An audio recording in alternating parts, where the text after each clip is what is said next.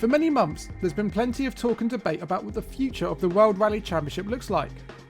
Will hybrid be retained? Will rallies be shortened to 48-hour events? Will Rally 2 become the top class? These have all been questions asked in recent months. But now, to an extent, those questions have been answered, with the FIA having unveiled its roadmap for the future of the championship. It's fair to say the proposals from the FIA are quite expansive, and so in this video we will try to break down and explain what changes are being proposed.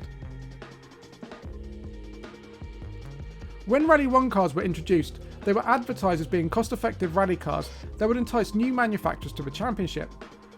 Unfortunately, that's not worked out at all, and instead with the addition of hybrid power, Rally 1 cars have ended up becoming rather expensive. The FIA recognises this, but it also doesn't want to get rid of Rally 1 cars in their entirety. Instead, it's been proposed that Rally 1 cars should be simplified. But how does it plan on achieving that? Well, first off, it wants to remove the plug-in hybrid system. That change will make a big financial difference to the running of the cars, and although it would mean that Rally 1 cars would have less power, the FIA has come up with a solution to ensure that doesn't happen. In order to compensate for the loss of hybrid power, the FIA is proposing a reduction in the air restrictor and the aerodynamics. And with the overall weight of the cars being lighter due to the removal of the hybrid system, it's believed the cars will remain at a similar performance level to the current versions. In addition to simplifying the power output of the Rally 1 cars, the FIA has also announced that the regulations will be revised so that cars will run a common safety cell. This is being done to reduce the costs and complexity of the chassis, but teams will also be able to develop cars with their own bodywork based on production models.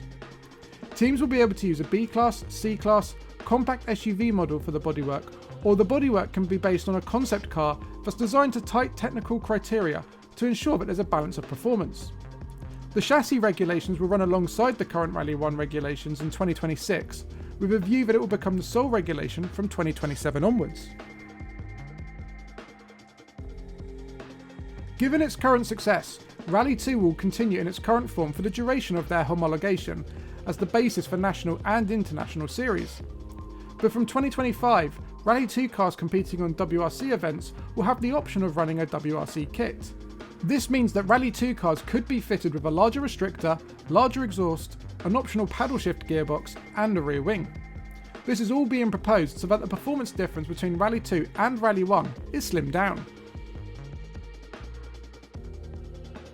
One of the big talking points about the WRC at the moment is the show, and this is not lost on the FIA. As a way to combat this, rally event organisers will be given more freedom when developing the route of their rally. This means that some events could have shorter, sprint-style stages, while others could feature long endurance tests. However, the overall distance covered over the course of an event should remain the same, and rallies must finish on a Sunday with the power stage. The service park will also follow a new model, with teams allocated locally sourced structures as a working space. This would not only help save money, but it's also expected that it will create more flexibility, meaning there could be options for service parks to change location during an event. But that's not all. Remote service opportunities will be promoted in a bid to reduce the distance of the road liaison sections and the reach of the event. The FIA also wants to take a closer look at the promotion of the championship as a whole, something it's doing by creating a WRC promotion team within the FIA itself. This team will explore opportunities to grow the championship and its fan base way beyond hardcore rallying fans. Although it might seem like the WRC has taken a step backwards with the removal of the hybrid power, the FIA is exploring what can be done to introduce a car powered on alternative fuel methods. It has announced that at the earliest opportunity an electric category will be introduced into the WRC. This car would be based on the new Rally 1 safety cell and should achieve the same level of performance with Rally 1 cars running on sustainable fuel. We should be clear to say that right now everything highlighted in this video are proposals being put forward by the FIA. Nothing has been ratified, meaning right now there's nothing to say all of this will definitely be going ahead.